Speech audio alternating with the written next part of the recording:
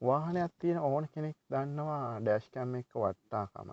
මම මේ කරන්න යන්නේ 70 MAI කියන ඩෑෂ් කැම් එක අන්බොක්ස් වීඩියෝ එකක් තමයි කරන්න යන්නේ. මම දරස් එකෙන් තමා මේ ඩෑෂ් කැම් එක ඕඩර් කළේ. ගොඩක් අය හොඳ රිවිව් තිබ්බා 70 MAI කියන ඩෑෂ් කැම් එකට. වීඩියෝ ක්වොලිටිය නයිට් එකේදීත් හොඳයි කියලා. ඒකින් තමයි මම මේ කැමරාව ඩෑෂ් කැම් එක දරස් එකෙන් ඕඩර් කළේ. ඇත්තටම දවස් දෙකක් වගේ ඇතුළත මට මේ පාර්සල් එක හම්බ වුණා. ඉතින් හොඳට බබල් රැපින් කරලා තියෙන්නේ. සේෆ්ලි අපිට හම්බ වෙනවා පැකේජ් එක. මම ඇත්තටම 32GB SD කාඩ් එකකුත් ඕඩර් කළා. මේක තමා මේ තියෙන්නේ. මං ඕඩර් කරපු 32 SD කාඩ් එක. ඇත්තටම ක්ලාස් 10 SD කාඩ් එකක් එන්න ඕනේ කියලා මේකේ තියෙනවා සපෝට් කරන්න මේ ඩිවයිස් එකට. නැත්නම් මේක රෙකෝඩ් වෙන්නේ නැහැ SD කාඩ් එකේ. ඒකින්ද මම ක්ලාස් 10 SD කාඩ් එකක් තමයි දරස් එකෙන් මේ ගමන් මේ සෙලකින් ඕඩර් කළේ. මේ තියෙන ලස්සනට බ්ලැක් බොක්ස් එක තමයි ඒවල තිබ්බේ ඩෑෂ් කැම් එක. හරි, අපි බලමු මොනවද මේක ඇතුලේ තියෙන්නේ කියලා. මේ තියෙන ස්ක්‍රීන් එකේ අලව ගන්න ස්ටිකර් එක. මේක උඩින් තමයි කැමරාව අලව ගන්න තියෙන්නේ. මේ තියෙන්නේ යූසර් මැනුවල් එක. මේකේ ඔක්කොම ඉන්ස්ටෝලේෂන් එක කරන විදිය හැම දෙයක්ම තියෙනවා. මේ තියෙන්නේ මීටර් 3.5ක් විතර දිග පවර් කේබල් එක. මේකේ පවර් ගන්න පුළුවන් අපිට කාර් එකේ තියෙන 12 වෝල්ට් සිගරට් ලයිටර් එකකින්. එතනින් අපිට පවර් සප්ලයි එක අරගන්න පුළුවන්. මේ තියෙන කැමරාව බලමු මෙහෙම අරගෙන.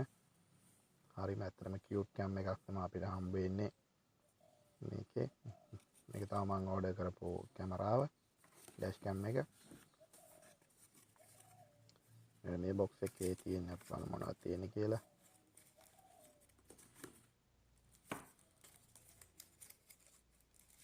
මේක තමයි සිගරට් ලයිටර් තන ගන්න තියෙන ඇඩැප්ටර් එක. මේකට අපිට USB කේබල් එක කනෙක්ට් කරලා කැම් එකට පවර් සප්ලයි කරන්න පුළුවන්. අපිට මේක අලව ගන්න පුළුවන් අර අපිට ගන්නට ඇඩ්ජස්ට් කරලා අලව ගන්න පුළුවන් කාර් එකේ ස්ක්‍රීන් එකේ.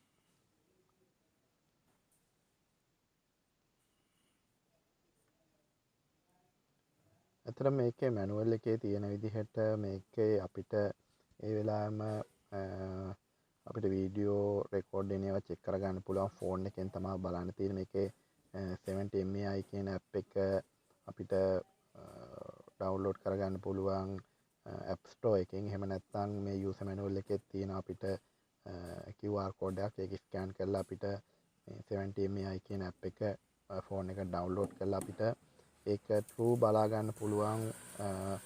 මේක ඩෑෂ් කැම් එකෙන් රෙකෝඩ් වෙන වීඩියෝස් මොන විදිහද කියලා. ඇත්තටම මම චෙක් කරලා බලපු විදිහට මේකේ දවල් කාලේ වගේම රාත්‍රී කාලෙදිත් ඉතා හොඳ ක්වොලිටි වීඩියෝස් අපිට ගන්න පුළුවන්.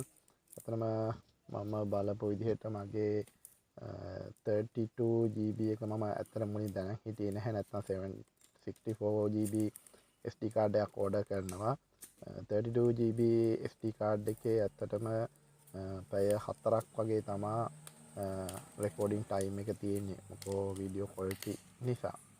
මම ඔයාලට දවල් කාලේ වගේම රාත්‍රී කාලෙත් මේකේ වීඩියෝ ක්වොලිටි කොහොමද කියලා තාන්නම් මොන විදිහටද ක්වොලිටිය තියෙන්නේ කියලා. මේ තියෙන SD ඇඩැප්ටර් එක අපිට මේක අපේ කම්පියුටර් උනත් සම්බන්ධ කරලා අපිට